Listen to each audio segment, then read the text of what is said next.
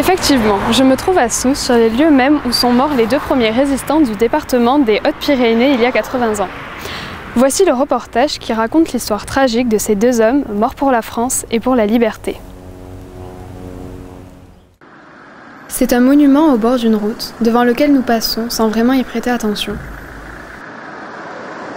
2 noms y sont inscrits, Albert de l'Écluse et Émile Diverchy. Pour comprendre qui sont ces personnes inconnues pour la majorité d'entre nous, il faut remonter 80 ans en arrière, durant le tragique été 1940. 1940, année sombre dans l'histoire de France. En mai-juin, soit 8 mois après le début de la Seconde Guerre mondiale, la France subit une défaite militaire sans précédent.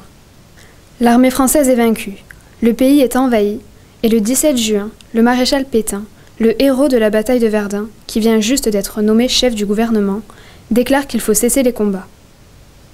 Français, à l'appel de Monsieur le Président de la République, j'assume à partir d'aujourd'hui la direction du gouvernement de la France.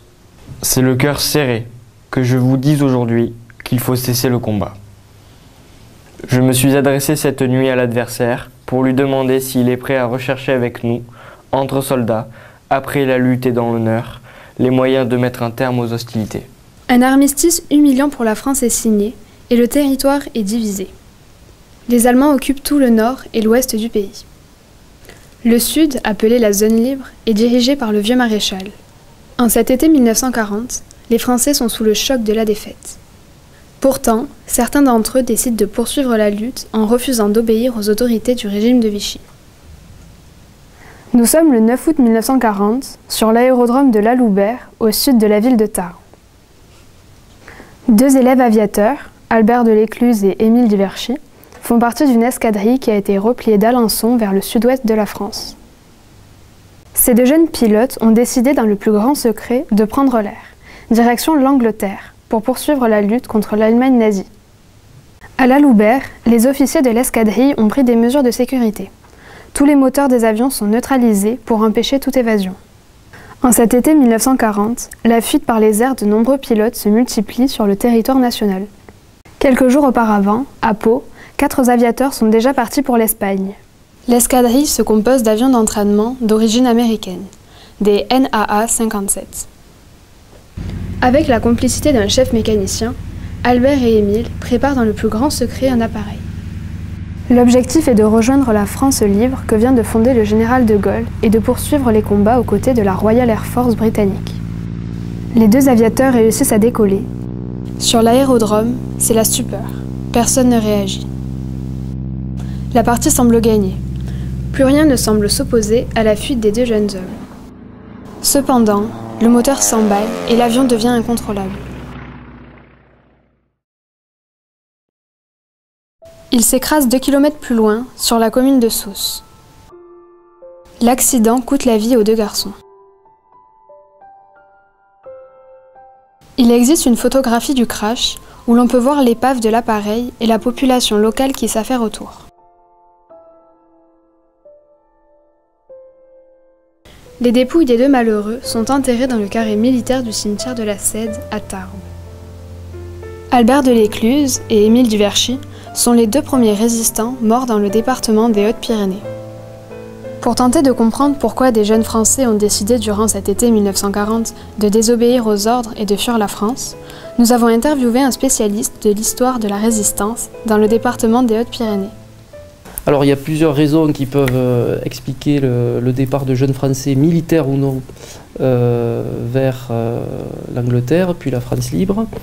D'abord, il y a une explication qui est un peu générationnelle, hein, c'est-à-dire que c'est vraiment pour les débuts de la résistance, on a une jeunesse qui comprend pas trop là, cette défaite et qui veut donc continuer le combat, mais sans savoir quels moyens forcément utiliser et à qui se fier en termes de personnalité pour finalement avoir un leader. Et il ne faut pas oublier le contexte général aussi de stupeur, d'effondrement national. Il y a l'exode, il y a des milliers de gens qui partent du nord de la France vers le sud, donc il y a une forme de désespoir. Donc c'est difficile de vouloir continuer le combat à ce moment-là, de vouloir continuer à s'engager. Et ce qu'on peut dire, c'est qu'en fait, chez ces jeunes, au départ, lorsqu'on lit les archives, on voit des expressions du type bon, on a perdu, mais la guerre peut continuer, mais on ne sait pas quoi faire, il faut faire quelque chose. Il y a un pays qui continue à combattre, ce pays c'est l'Angleterre, et on doit trouver un moyen de le rejoindre.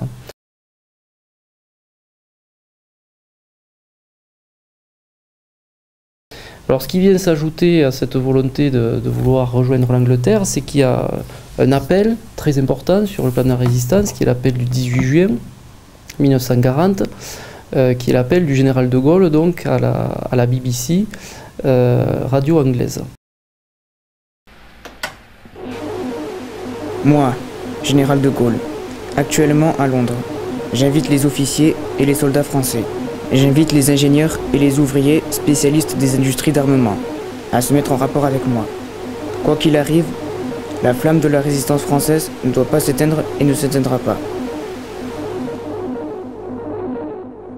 Il faut nuancer la portée de l'appel, c'est-à-dire que c'est un appel qui a été entendu par peu de Français et finalement il aura une influence plutôt plus tard, quelques mois et même quelques années après, réelle. À l'été 40, lorsque cet appel est fait et donné par le général de Gaulle, on va dire que son impact est relativement modeste.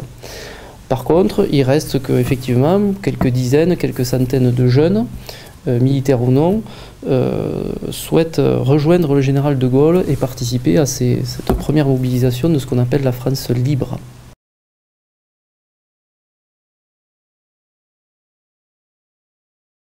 Comment ils font?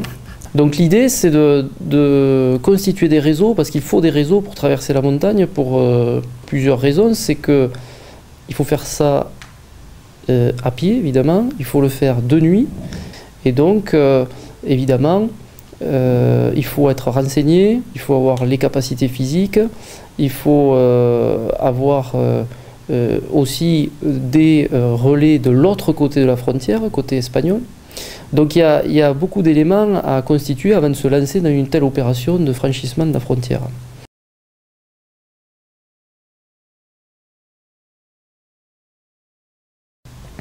Donc l'itinéraire, on va dire, habituel pour ces jeunes qui ont souhaité s'engager, c'est donc traverser le territoire français, ensuite se retrouver dans des hôtels, dans des lieux de refuge, soit à Tarbes, soit à Lourdes, soit à Bagnères de Bigorre, et puis avec l'aide d'un réseau, traverser donc cette frontière pyrénéenne, se faire arrêter la plupart du temps en Espagne par les troupes franquistes, passer en Espagne un certain temps en prison, notamment à Barbastro, ou dans le camp qu'on appelle le camp de Miranda, et après quelques semaines ou quelques mois dans ces prisons, dans ces camps, être libéré soit par l'action de la Croix-Rouge, soit par l'action de différentes ambassades, qu'elles soient françaises, anglaises ou américaines, jusqu'aux années 42-43, par le Portugal rejoindre l'Angleterre.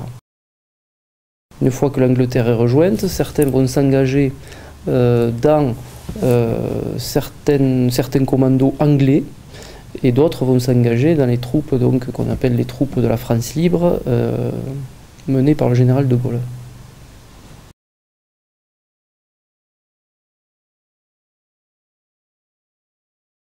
Alors les risques encourus, là aussi ils sont divers, c'est-à-dire que lorsque des groupes souhaitaient passer la frontière et étaient interpellés donc par les douaniers français ou bien la police française, on risquait la plupart du temps une amende. S'il y avait des circonstances aggravantes, c'est-à-dire si on portait des armes, on pouvait être emprisonné quelque temps. Mais finalement, on va dire que jusqu'à l'année 1942, lorsqu'on se fait arrêter en train d'essayer de traverser la frontière, les peines ne sont pas gravissimes. Refus de la défaite et de l'humiliation de l'armistice, volonté de poursuivre la lutte contre l'occupant, refus d'obéir à un régime qui a mis fin aux valeurs de la République, telles sont les raisons qui ont pu pousser Albert de l'Écluse et Émile Diverchy à désobéir aux ordres et à payer de leur vie leur volonté de rejoindre la France libre et l'Angleterre. Leur sacrifice n'est que le premier d'une longue série. Pour le seul département des Hautes-Pyrénées, 205 résistants sont morts, parfois après avoir été torturés, et de nombreux ont été déportés entre 1940 et la Libération, le 20 août 1944. C'est grâce à l'engagement et parfois au sacrifice de toutes ces femmes, de tous ces hommes, qu'ils soient français libres ou résistants de l'intérieur, que la République et ses valeurs sont rétablies, et que la France fait partie des vainqueurs en 1945.